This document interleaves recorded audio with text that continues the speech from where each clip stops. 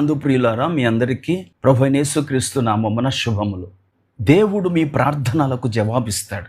ఒకరోజు ఉదయం మీరు ఒక అనాథాశ్రమాన్ని ప్రారంభించాలనే భారంతో నిద్ర లేచారనుకుందాం.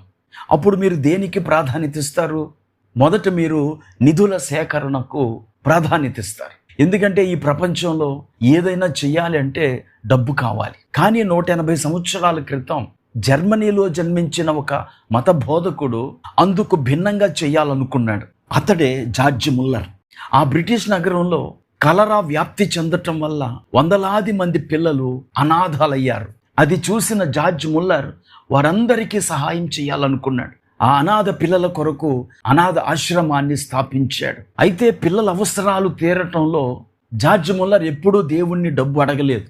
కానీ అతడు ప్రార్థించినప్పుడల్లా అతని అవసరాన్ని దేవుని ముందుంచేవాడు. అతని ప్రార్థనకు దేవుడు జవాబిచ్చేవాడు.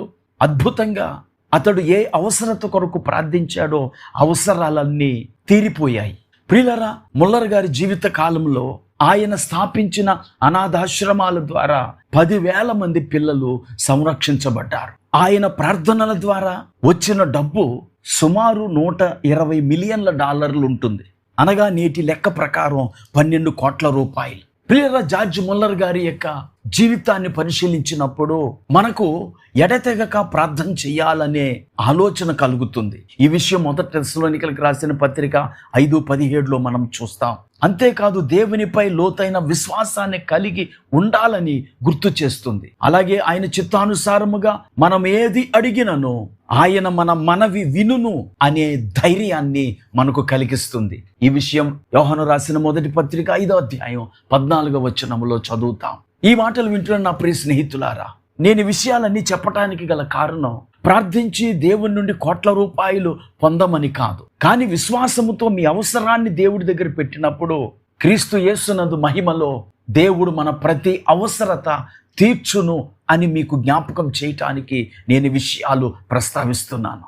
జార్జ్ ముల్లర్ గారి యొక్క ప్రార్థనా విధానాన్ని అనుసరించి మీరు ఏ సంఘానికి వెళ్తున్నారో ఆ సంఘ అవసరాల కొరకు మీరు ప్రార్థన చేయండి. మీ కుటుంబ అవసరాల కొరకు ప్రార్థన చేయండి. మీ జీవిత కాలములో మీ ప్రార్థనల ద్వారా మీ సంఘ అవసరాలు తీర్చబడినప్పుడు మీరు కూడా విశ్వాసంలో మరింత బలపడి అనేకులకు ఆదర్శప్రాయం అవుతారు. చివరిగా లూకా సువార్త 18వ అధ్యాయం 1వ వచనములో యేసు ప్రభువారు సూచించిన సూచనను మనము మర్చిపోకుండా ఉందాం.